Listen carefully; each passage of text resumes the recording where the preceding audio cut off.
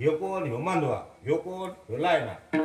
हा मग ह्यो त्याला बोलत नाही, कोण म्हणजे मथार, तो यायला बोलत नाही, ते दोघं मन बोलत नाही, हे त्याच्या मायला बोलत नाही. मिळालं मग जर काम पडलं कसं म्हणजे असं घुमून फिरून येते म्हणे ते असं सगळं. हा डायरेक्ट काय नाही बातच नाही. घराचं नाव काय, घराचं नाव काय, आणि कोणाच्या चेहऱ्यावर समाधान नाही. हा ते नावाचं तसंच आहे. आता माझं नाव धनंजय, नाव ज्याचा जय, त्याच्या खिशात किती पैसे असतील. 3दा पळसाच्या फोकानं चोराने मारलं पण रुपया सापडणार नाही. पैसेच नाही म्हणून त्याने अजून आणलं. रिकामी शिकार कसं काय आली. नावाचं काय करता, हा ते मोठं अवघड काम आहे नावाचं. हा आता एखाद्याचं नाव प्रकाश असावं, तो दगडी कोळशासारखा काळा, वावरात नेला नागराच्या ट्रॅक्टर अंगावून गेलो त्याच्या, जेव्हा ओरडला तेव्हा दातामुळे कोणा ढवळ्या घेऊ माणूस, नाही तर त्यानं मारला अशी खाली खेटून घेतला असता वखरून. काय करायचं ते नावाचं काहीच खरं नाही. हा असं आहे अवघड काम. नाव शांत भांडणाला काही कमी नाही. नावाचं मोठं अवघड काम आहे. आणि लोकांनी आता ठरवलं काय, सुखी राहायचं नाही आणि सुख कोणाला द्यायचं.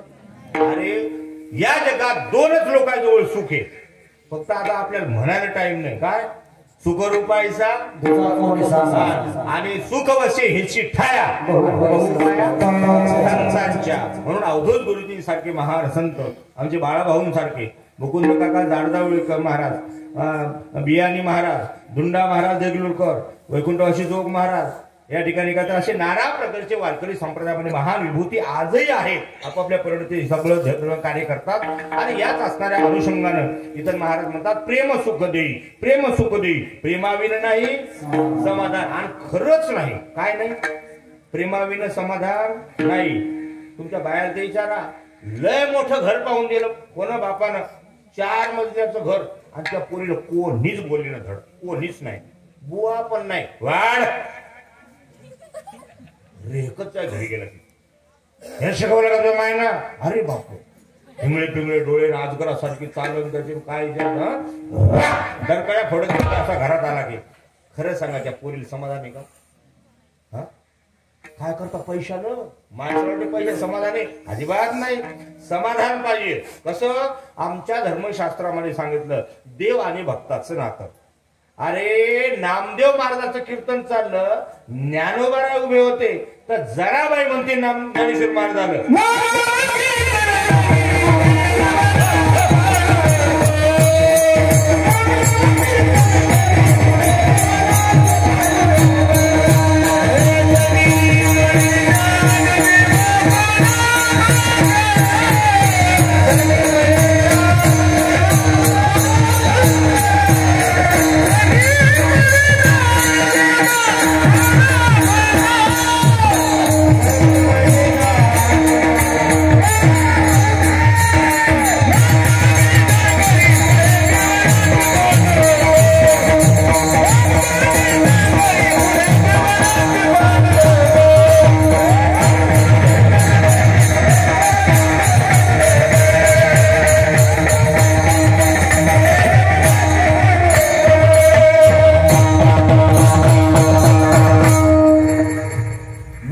जनाबाई ज्ञानेश्वर महाराजांना म्हणतात. जनाबाईची व्हॅल्यू काढा.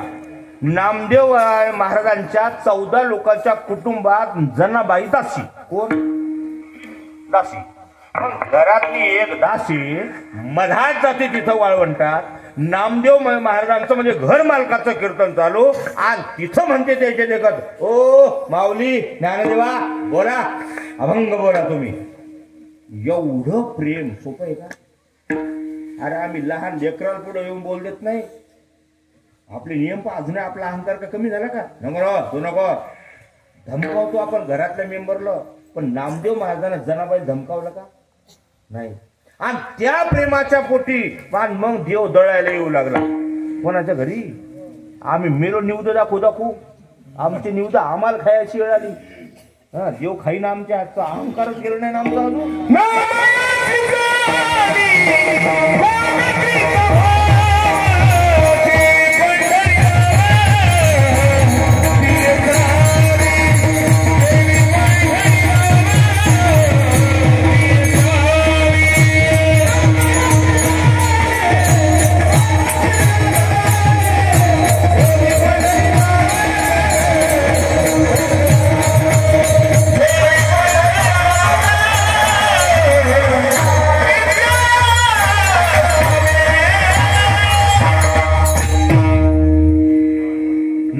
खाण्याची जणी कोण तिचा भाव आणि जेवी पंढरीराव. अहो नुसतं जेवणच नाही, काय सांगावं, खाजगी गोष्ट असल्यासारखी.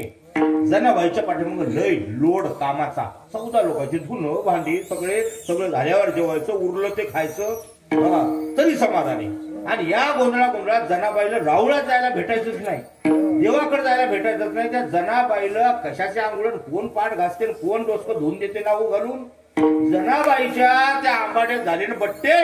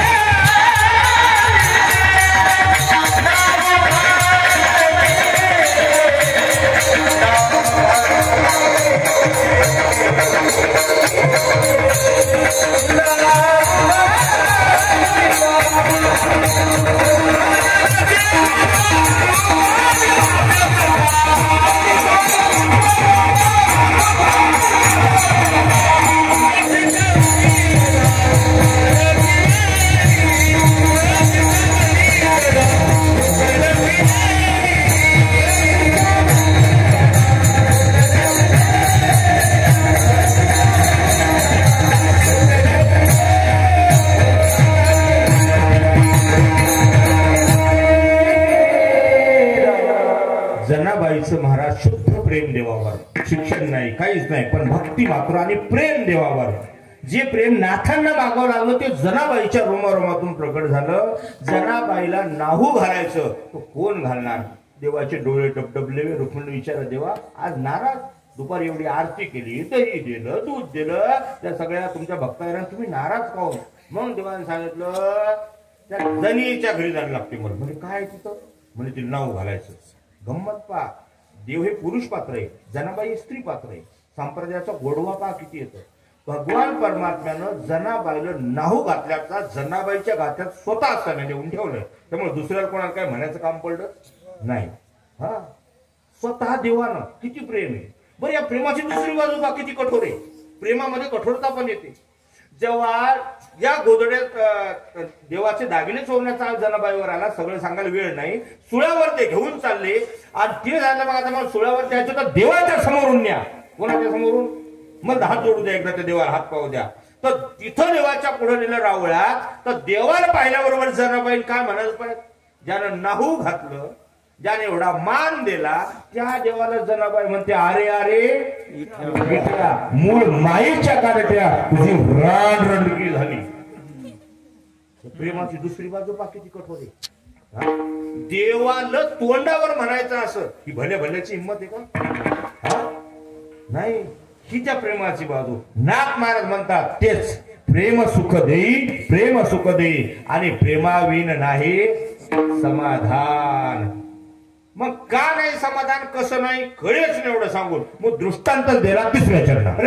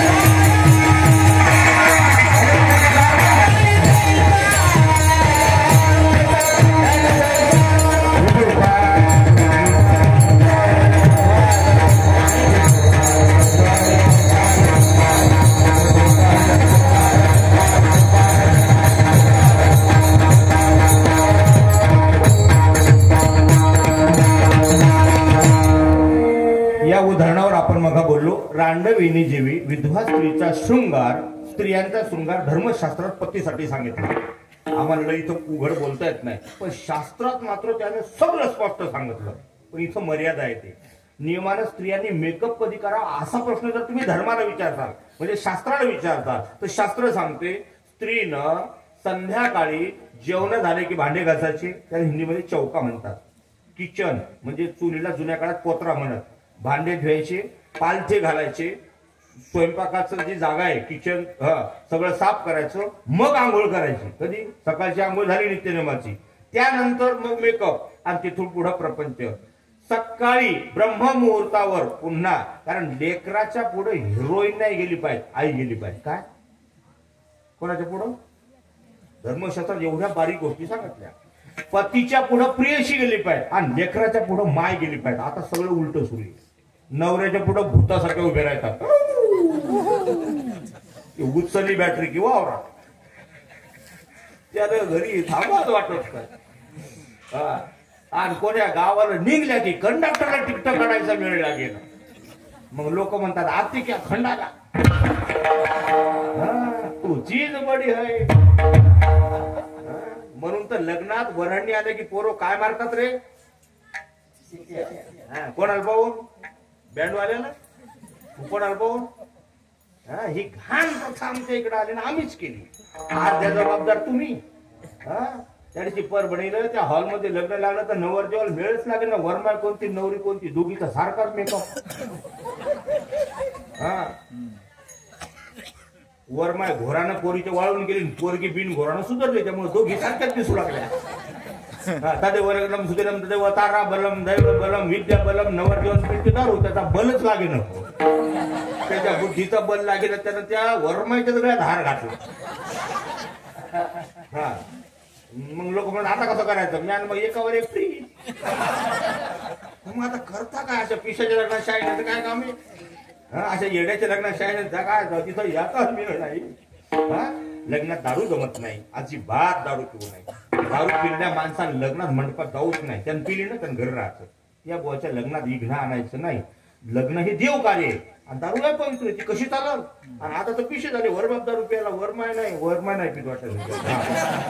पण वरबाप प्यायला लागला ना तुमच्या इकडे. आता तर आपल्या मराठ्यात असा घोळ झाला, दारू वाटणंच चालू केली 20-20 हजाराची लग्नात. परंतु नाही ना, माझ्या दोस्ताला लागतेच. चला, महाराज म्हणतात हा घोळ आहे. तर स्त्रियांचा आपण बोलत होतो, स्त्रियांनी दिवसा मेकअप करू नये. जो मला खोटं वाटल, एकच मिनिट घेतो बघा. मी शहरात थोडं जास्त फिरतो, म्हणजे एक मेट्रो सिटीज आहेत तिकडं, तिथं असं प्रमाण वाढलं. ते घरातले